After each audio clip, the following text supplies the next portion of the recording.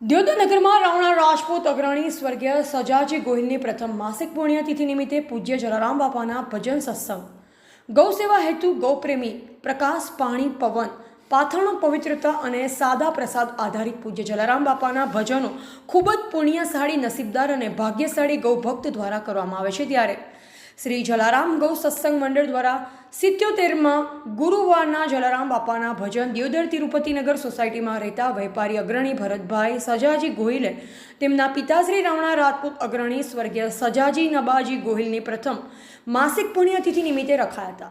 ઉપસ્થિત સૌ ભક્તોએ પરમાત્માને પ્રાર્થના કરી 2 મિનિટ મૌન પાડી સ્વર્ગીયને શ્રદ્ધાંજલિ અર્પણ કરેલ।